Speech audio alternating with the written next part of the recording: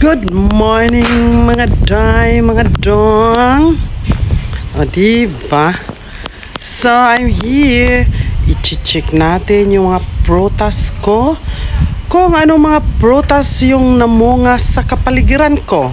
O diba? Dali ato siya i-check.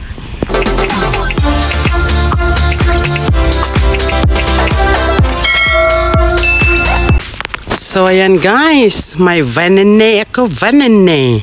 Ito ay senyoritang saging. So ito ang aking vanene.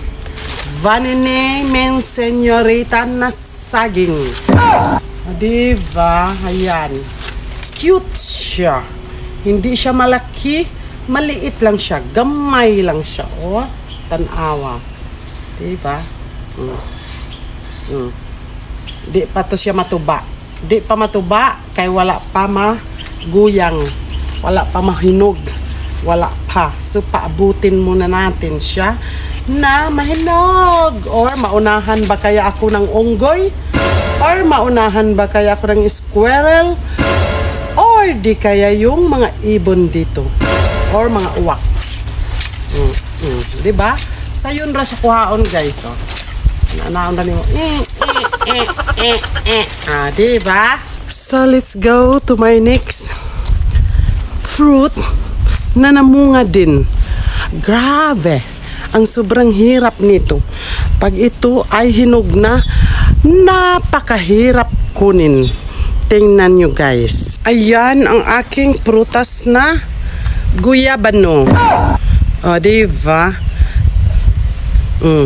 Grabe ra kamubo guys.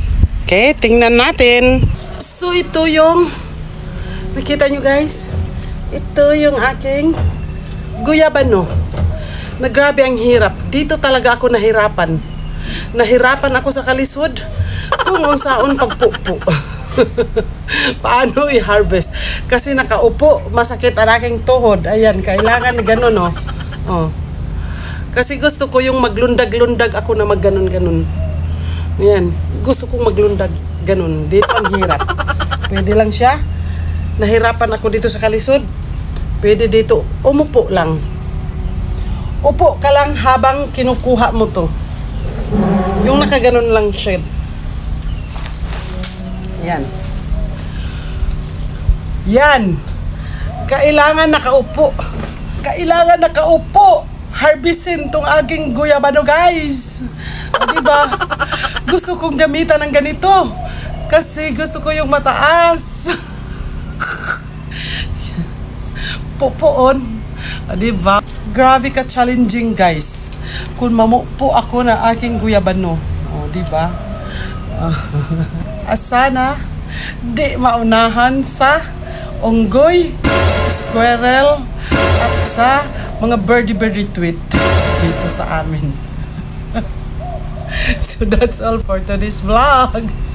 So ako siguro ini pamutson kay naay unggoy diri naglakaw-lakaw mga unggoy diri sa kapaligiran. Nako maunahan na nako, di ba? Lapila ra kada ka 1 2 oh. Tulura kadangaw guys. Ha? Tulura kadangaw. Ang ija kataas. Nako guyabano. So that's all for today. Babush.